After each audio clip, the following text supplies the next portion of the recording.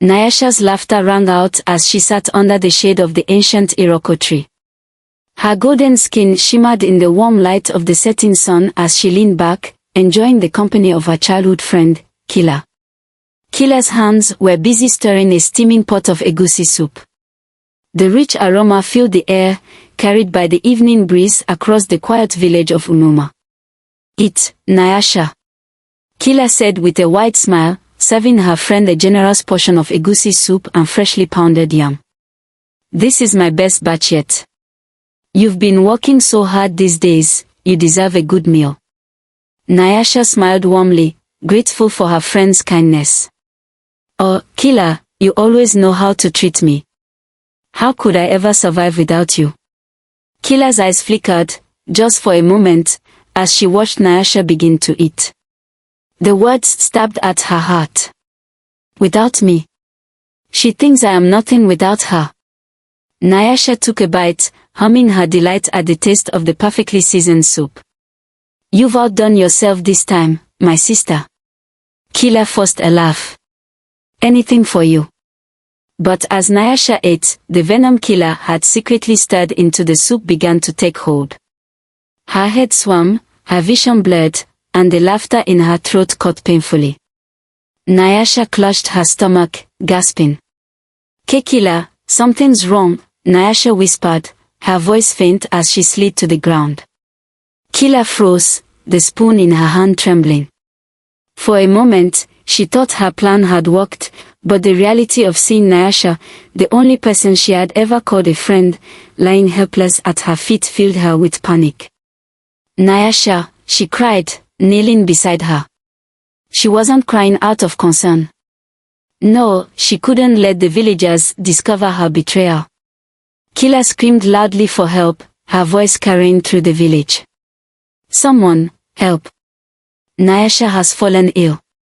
Within moments, Oku, Nyasha's husband, and the village healer, Mama Ade, rushed to the scene. Oku cradled his wife, his voice frantic. "What happened?"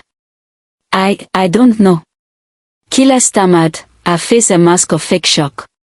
"She was fine just a moment ago." Mama Ade leaned down, sniffing the soup. Her wise old eyes narrowed as she studied it. "This is no ordinary illness," she muttered. "Something is not right here." Nyasha's body convulsed as Oku carried her to Mama Ade's hut. Kela stood frozen, her heart pounding in her chest. She thought she had won, but as the healer began chanting prayers to the gods and brewing her antidotes, a knot of unease settled in her stomach. Nyasha wasn't supposed to survive. Nyasha awoke days later, her body weak but her spirit resilient. Oku was at her bedside, holding her hand tightly. His eyes glistened with relief.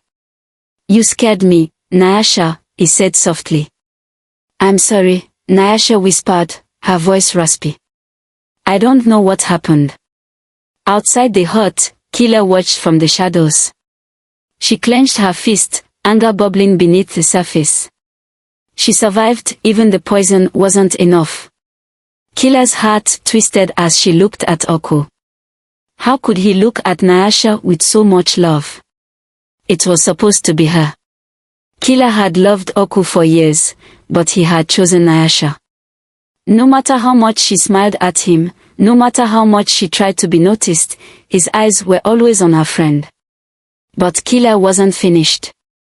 If she couldn't take Nyasha's life, she would take her joy. And she knew exactly where to strike.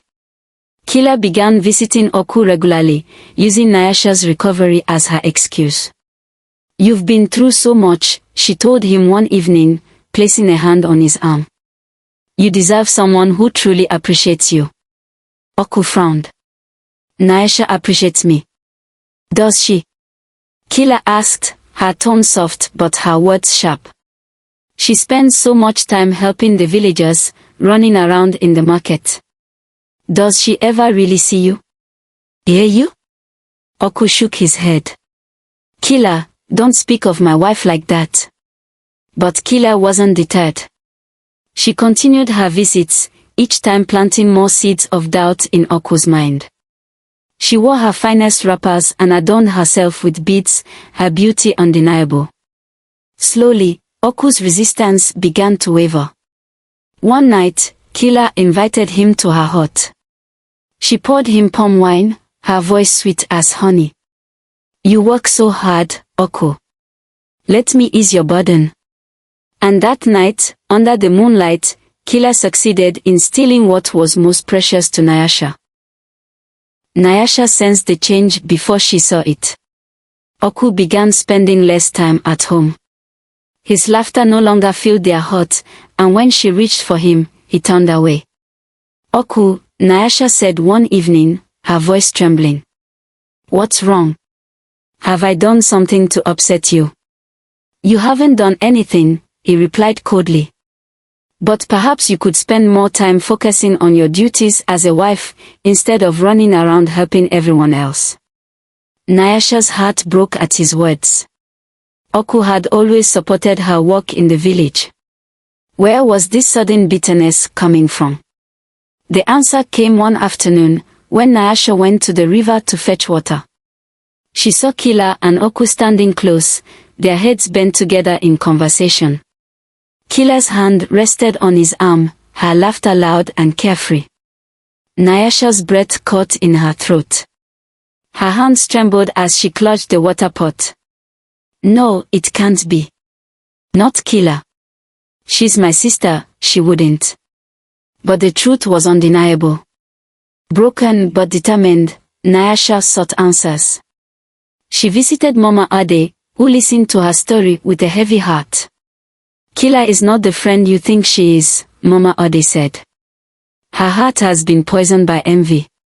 You must protect yourself, child."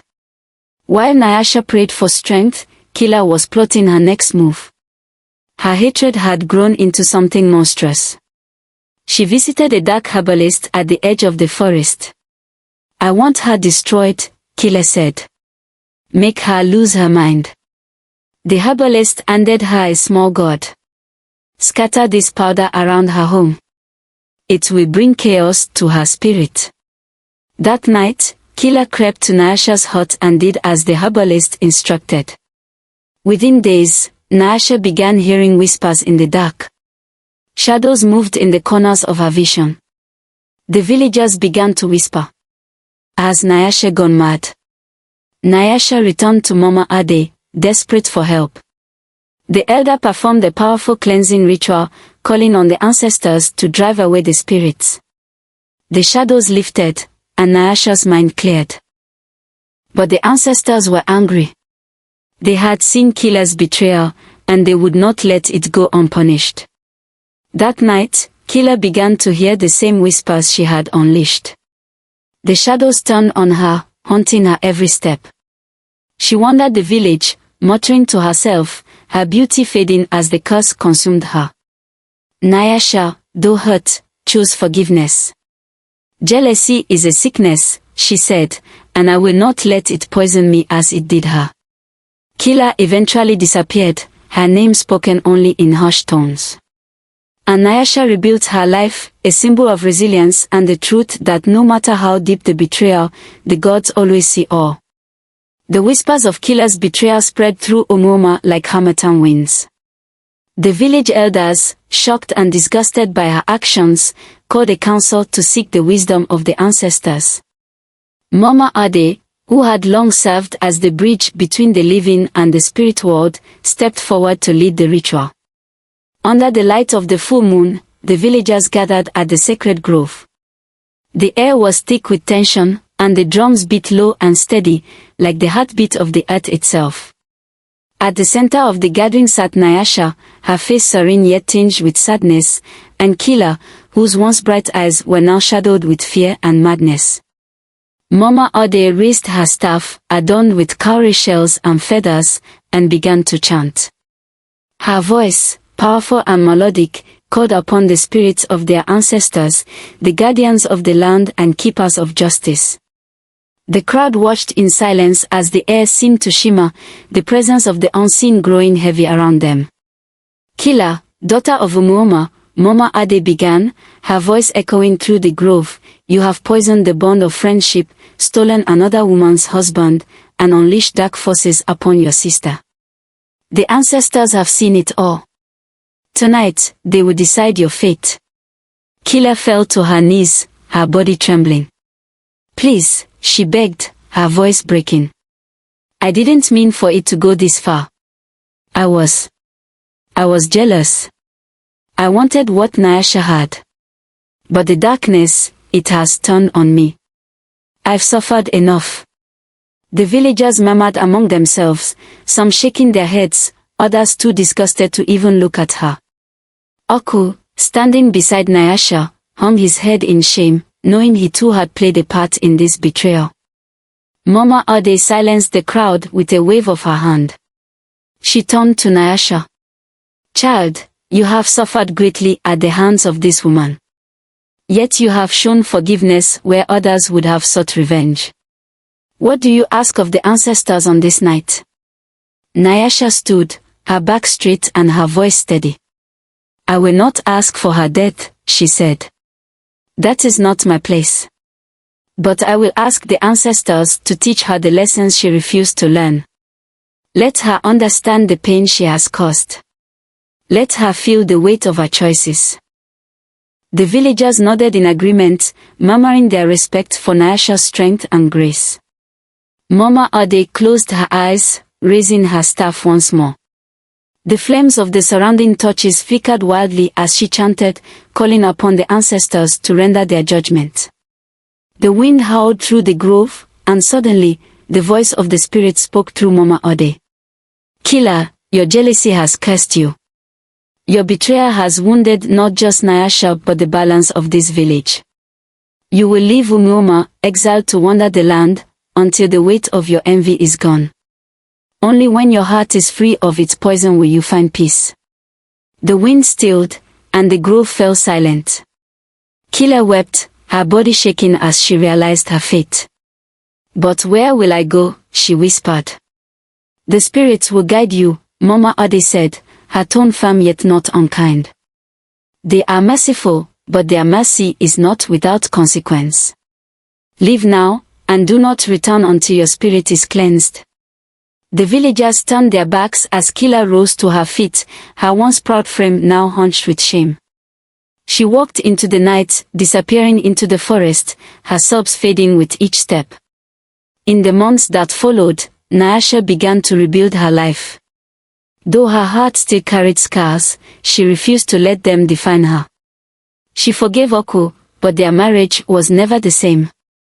In time, they parted ways, choosing to walk separate paths.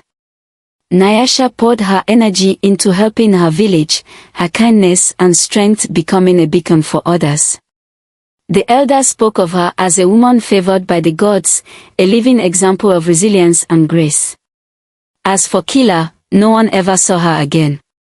But the villagers told stories of a wandering woman who traveled from village to village, helping strangers and seeking forgiveness for her past.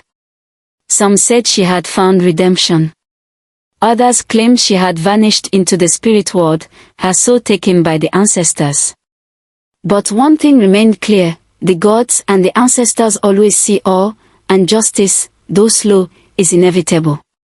And so, the tale of Nyasha and Kela became a warning passed down through generations. Beware the poison of jealousy, for it will devour not just its target, but the heart that holds it.